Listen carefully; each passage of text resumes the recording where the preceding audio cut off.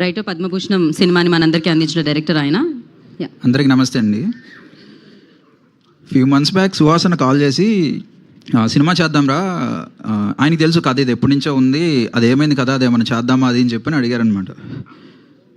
So సరే చేసేద్దామన్నా, అందులో ఏముందని చెప్పి నాకు అంటే ఈ కథని పట్టుకుని సో ఎవరితో వెళ్ళాలి, ఏ ప్రొడక్షన్, అంత కష్టపడాల్సిన అవసరం ఏం రాలేదు. యాక్చువల్లీ ఒక పెద్ద ప్రొడక్షన్ అడిగారు చేద్దాము ఇట్లా ఇది అని చెప్పని. బట్ నేను నాకు ఈ మధ్యలో ఈ రమణారెడ్డి గారు అని చెప్పి ఆయన పరిచయం అయ్యారనమాట. ఆయన ఇట్లా వంశీ గారు ఉన్నారండి, వంశీ గారితో ఇట్లా వెళ్దాము అది అని చెప్పంటే అప్పుడు ఆలోచించాల్సి వచ్చింది. యాక్చువల్లీ సరే పెద్ద ప్రొడక్షన్ ఏంటి, అటు వెళ్దామా లేదా ఇట్లా వంశీ గారితో వెళ్దామా అని చెప్పి ఆలోచిస్తే మాకు అనిపించింది ఈ సినిమా ఎక్కువ జనాలకి తీసుకెళ్ళగలగాలి. సో వంశీ గారు, బన్నీవాస్ గారు ఇట్లాంటి వాళ్ళు ఉంటే వాళ్ళు కరెక్ట్గా తీసుకెళ్తారు అని చెప్పి అనుకుని ఇట్లా వచ్చాను sir. Sir thank you so much sir, తెలుస్తుంది క్లియర్గా మీరు ఈ సినిమాని ఏ రేంజ్లో తీసుకెళ్తున్నాను అనేది.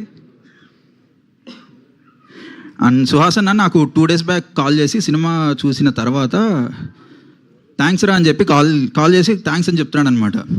రైటర్ పద్మభూషణం చూసినప్పుడు కాల్ చేసి చెప్పారు నాకు ఇట్లా థ్యాంక్స్ అని చెప్పి. మళ్ళీ ఇప్పుడు చెప్తున్నాడు సుహాసన్న, అన్న నువ్వు చెప్పడం కాదు, నేను నీకు 100 times చెప్పాలి, నాకు ఆ గ్రాటిట్యూడ్ ఉంది నీ మీద. సో నువ్వు ఇంత కాన్ఫిడెంట్గా ఉన్నావంటే సినిమా ఖచ్చితంగా బ్లాక్ బస్టర్, నాకు నమ్మకం ఉంది. థ్యాంక్స్ అన్న. అండ్ ఈ సినిమా సుహాసన్ అడిగారు చేద్దాం, ఓకే ఫైన్. నాకు ఇంకొక రీజన్ ఉంది యాక్చువల్లీ సినిమా చేయడానికి. మెయిన్ రీజన్ గోపి గారు అనమాట. ఆయన కలర్ ఫోటోకి కో డైరెక్టర్, నేను అప్పుడు అసిస్టెంట్ డైరెక్టర్ని. నా రైటర్ పద్మభూషణ్కి కూడా ఆయనే కో డైరెక్టరు. ఆయన తెలుసు నాకు, ఆయన ఎన్ని కష్టాలు పడ్డారు, ఎంత హార్డ్ వర్క్ చేస్తారు. ఆయన ఎప్పటి నుంచో ట్రై చేస్తున్నారు చేయాలి అని చెప్పని. సో ఆయన కోసం ఈ సినిమా ఇంకా పెద్ద హిట్ అవ్వాలని కోరుకుంటున్నాను నేను. All the best bro. So ఇంకోటి యాక్చువల్లీ ఈ కథ మనం ఎవరికైనా కథ చెప్తున్నప్పుడు, నెరేట్ చేస్తున్నప్పుడు వాళ్ళు పలానా ఈ క్యారెక్టర్ ఇట్లా ఉంటుంది ఇట్లా ఇమాజిన్ చేసుకోండి అని చెప్పి చెప్తుంటాం. ఈ కథ నాకు చెప్తున్నంతసేపు యాక్చువల్లీ నేనేం చెప్పకుండానే ఫాదర్ క్యారెక్టర్ని నేనేం చెప్పట్లేదు, ఏం చెప్పకుండానే ఫాదర్ క్యారెక్టర్ని ఆటోమేటిక్గా నరేష్ గారిని ఊహించేసుకున్నారు ప్రతి ఒక్కళ్ళు. సార్ ఆ రేంజ్ ఇంపాక్ట్ క్రియేట్ చేశారు మీరు, thank you so much sir.